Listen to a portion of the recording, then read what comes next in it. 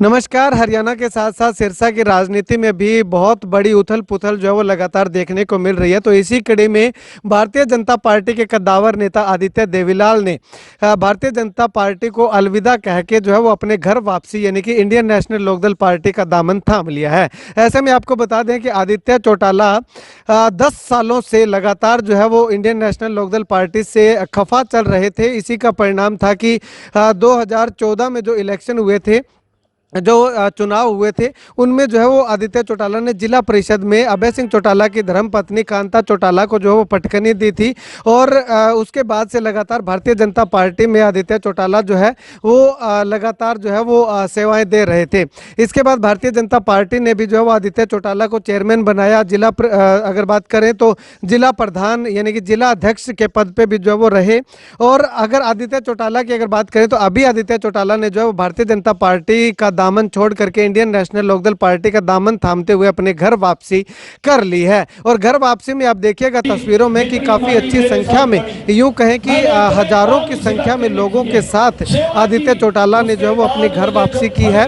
और आदित्य चौटाला इनेलो से खफा क्यों हुए थे उसका अगर कारण बताना चाहें तो जो चौधरी ओम प्रकाश चौटाला जब ऐलनाबाद से चुनाव लड़े थे और उचाना से चुनाव लड़े थे, तो उस समय जो है वो ऐलनाबाद से ओम प्रकाश चौटाला के कवरिंग कैंडिडेट के तौर पे जो है वो आदित्य चौटाला को रखा गया था। और उसके बाद जब ओम प्रकाश चौटाला ने ऐलनाबाद विधानसभा से इस्तीफा दिया, तो उसके बाद जो है वो अभय सिंह चौटाला को वहां से चुनावी प्रत्याशी बनाया गया था। उपचुनाव में अभय सिंह चौटाला जीते भी थे। और उसके बाद जो है वो आदित्य चौटाला लगातार इंडियन नेशनल लोकदल पार्टी से नाराज चल रहे थे कि कवरिंग कैंडिडेट उनको बनाया गया था, तो ऐसे में उपचुनाव भी जो है वो उनको लड़वाया जाना चाहिए था। इसी बात से खफा होकर के आदित्य चौटाला ने जो है वो इंडियन नेशनल लोकदल पार्टी को टाटा बाय बाय बोल दिया था। और उसके बाद लगातार भारतीय जनता पार्टी में जो है वो सदस्यता ग्रहण की और उसके बाद भारतीय जनता पार्टी के लिए काम किया। हालांकि चुनाव भी लड़े लेकिन जीत नहीं दर्ज कर पाए। इस बार आदित्य चौटाला को टिकट का खतरा मंडराता हुआ दिखाई दिया। उसके बाद जो है वो आदित्य चौटाला ने जो है वो इंडियन नेशनल लोकदल पार्टी में जाना ही उचित समझा कि इंडियन नेशनल लोकदल पार्टी में अपनी घर वापसी कर लेते हैं। तो ऐसे में अभय सिंह चौटाला ने आकर के आदित्य चौटाला को जो वो घर वापसी जो है वो करवाई है। और ऐसे में अगर बात करें तो हजारों की संख्या में कार्यकर्ताओं ने बहुत बड़े जोश जज्बे जुनून के साथ जो है वो आदित्य चौटाला के साथ इंडियन नेशनल लोकदल पार्टी का दामन थामते हुए घर वापसी की है। इस दौरान आदित्य चौटाला और अभय सिंह चौटाला क्या कुछ बोले हैं, और इसके बीच में एक तस्वीर मैं आपको और भी दिखाना चाहूंगा कि जैसे ही अभय चौटाला मंच पे पहुंचे तो आदित्य चौटाला के भाई अनिरुद्ध देवीलाल जो है वो भावुक जो है वो हो गए थे। और ऐसे में अगर बात करें तो आदित्य चौटाला की बुआ जो कि चौधरी देवीलाल की बेटी है शांति देवी जी, वो भी जो है वो इस मंच पे जो है वो मौजूद रही। उन्होंने भी जो है वो लोगों से मार्मिक अपील की और जैसे ही वो अपील कर रही थी तो अनिरुद्ध चौटाला जो है वो, जो कि आदित्य चौटाला के भाई हैं, वो जो है वो भावुक वहां पे जरूर हो गए थे। तो यानी कि ये एक बहुत ही ज्यादा भाव विभोर कर देने वाला दृश्य जो है वो सामने आया। ऐसे में 10 सालों बाद आदित्य चौटाला ने घर वापसी की है, तो घर वापसी पे क्या कुछ बोले सुनिए जरा।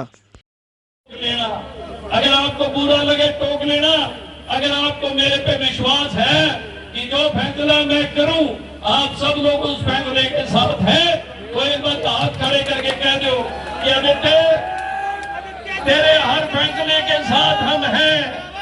अगर 10 साल मैंने आपकी सेवा की, 10 साल, तो आप ये मान के चलो कि आगे ये सारी उम्र मैं आपकी सेवा करूंगा और आपके मान सम्मान को कहीं ठेस नहीं पहुंचाने दूंगा। मुझे बहुत से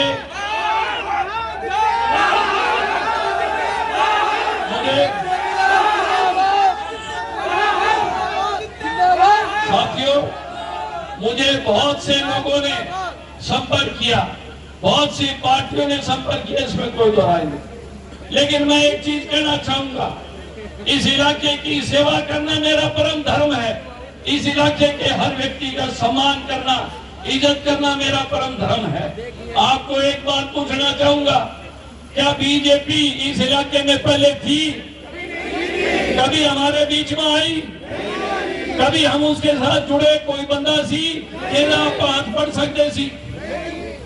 अगर ये हमने विश्वास और भरोसा मेहनत की, गए लोगों के अंदर उसको पैदा किया और उसके साथ लेके आए।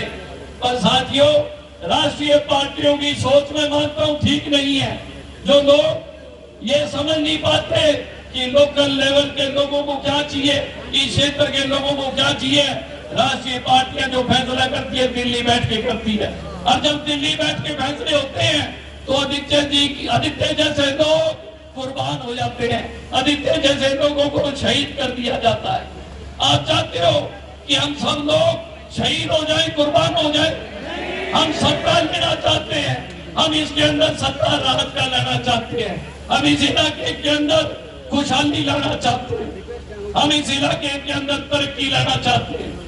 साथियों, आप निपापे लोग हो, साफ मन के लोग हो, मेरे में पाप नहीं है, खोट नहीं है, लेकिन साथियों मेरे में एक समझ है कि अगर हमें शासक करनी है, राजनीति करनी है, तो हमें भावुकता के फैसले नहीं लेने चाहिए, हमें फैसले सोच समझ के लेने चाहिए, क्योंकि भावुकता का फैसला एक बारी सबको अच्छा लगेगा, लेकिन अगर फैसले में उपचूक होगी तो साथियों में पछताना पड़ेगा।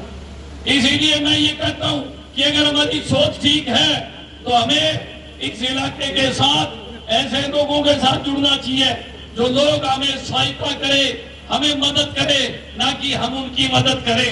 हमारी अगर मदद करेंगे तो हम और ताकत के रूप में आगे बढ़ने का काम करेंगे।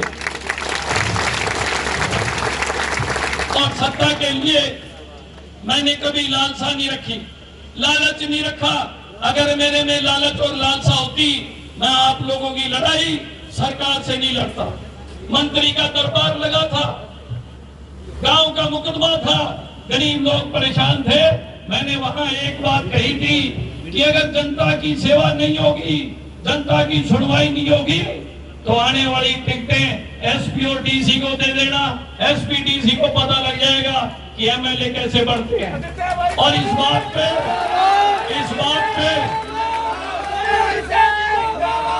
जनता जो थी, लोगों ने कहा कि तेरा फैसला ठीक है। लोगों ने माना कि आदित्य जनता की लड़ाई लड़ता है, लोगों ने ये माना कि आदित्य जनता के साथ खड़ा है। और साथियों, मेरा उसी टाइम भरोसा विश्वास लोगों के साथ बढ़ा और लोगों ने यकीन किया कि हम सब लोग आदित्य के साथ चलेंगे। मैं एक चीज पूछना चाहूंगा, हमें चंडीगढ़ जाना चाहिए या नहीं जाना चाहिए? मंदिर हमें सवारी लेनी चाहिए या नहीं लेनी चाहिए? मजबूत सवारी लेनी चाहिए या नहीं लेनी चाहिए? आप मेरे फैसले में सहमत हो नहीं हो? आज मुझे बता के चले जाना साथियों।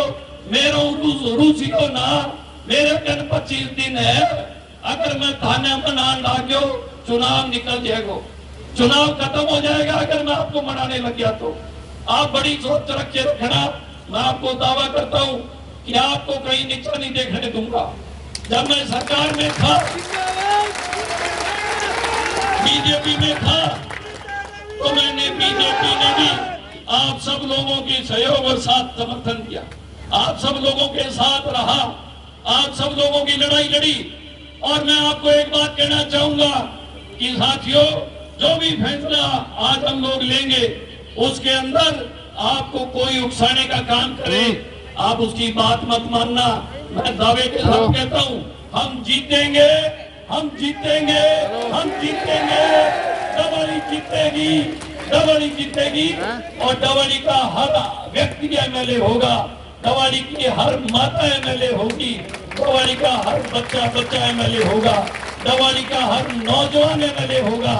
मैंने हर व्यक्ति की सुनवाई की, मैंने हर व्यक्ति का साथ दिया है, मैंने हर नौजवान के कंधे से कंधा मिला कर चला हूं, हर बुजुर्ग का मैंने सम्मान किया, इज्जत की, मैंने पैरों के हाथ लगाए, हर माइक को मैंने आदर सत्कार किया, हर व्यक्ति को मजबूत किया और हर व्यक्ति की सुनवाई की। आज हम सब लोग इस बात के गवाह हैं कि आज हमने जो फैसला लिया है, हम नाराज नहीं होंगे और किसी साथी से नाराज नहीं होंगे।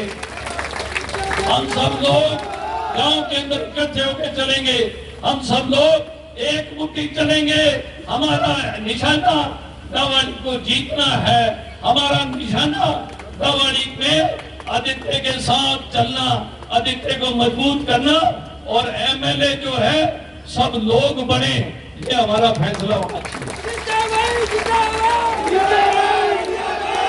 मेरी मंच पे मेरी बुआ है, चौधरी देवीलाल की एक ही बेटी है, और मेरे इसी मंच पे मेरी माँ आई हुई है, मेरी बहन आई हुई है, मेरी घरवाली आई हुई है। और मैं आपके सामने, इन सबके सामने आपसे वायदा करता हूं कि मैं ताउम्र आप लोगों की सेवा करूंगा, आप लोगों के बीच में रहूंगा ताउम्र। लेकिन साथियों, इस लड़ाई को मजबूती से लड़ लेना, इस लड़ाई में मेरा साथ दे देना, इस संघर्ष में साथ दे देना जो 10 साल हमारा संघर्ष हम लोगों ने किया। साथियों, आप सब लोग मेरे साथ सहमत हैं।